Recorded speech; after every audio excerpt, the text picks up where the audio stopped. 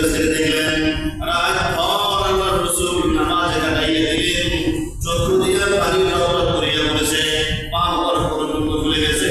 ফজরের আজানে যখন ডাকে বলে সালাম দিলেন, সালামের পরে যখন তিনবার আল্লাহর হাবিব উচ্চারণ করলেন আস্তাগফিরুল্লাহ আস্তাগফিরুল্লাহ আস্তাগফিরুল্লাহ, আমাদের হযরত আয়েশা সিদ্দিকা রাদিয়াল্লাহু তাআলা আনহা বলেন, ইয়া রাসূলুল্লাহ ইয়া হাবিবাল্লাহ, আমার তো বুঝে আসে না এই মুহূর্তে কেন আপনি আস্তাগফিরুল্লাহ বললেন, আল্লাহর দরবারে কেন মাপ চাইলেন?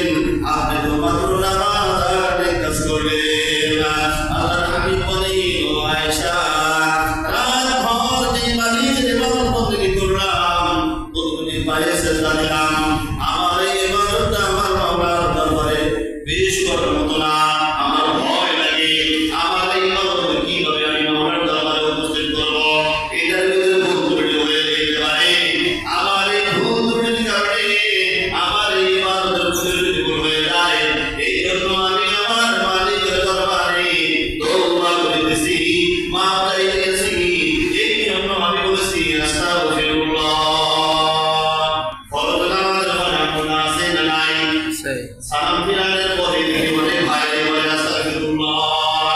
এটা অনেকদিন আগে জুমার নামাজের পরে আমরা বলছিলাম যে কোন নামাজ যখন শেষ করবো, নফল হইতে পারে, সুন্নত হইতে পারে, ইশরাক হইতে পারে, আওয়াবিন তাহাজ্জুদ ফরজ নামাজ, সালামটা দিয়েছি ইমামের সঙ্গে হোক আর একা একা হোক, আল্লাহর রাসূলের নাম না আমি অনুসরণ করবো। যাতে ইমামের সালামটা শেষ আর কোনদিন নজর দিব না, জবাব করার কথা বলবো না।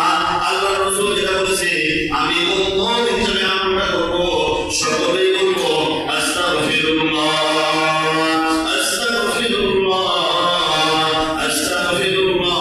কয়বার বলবো? আমরা নিজেরা শিখলাম এই আমলটা করবো, মেসেজগুলো আমাদের বাবা রাজা থেকে দিয়ে দিব।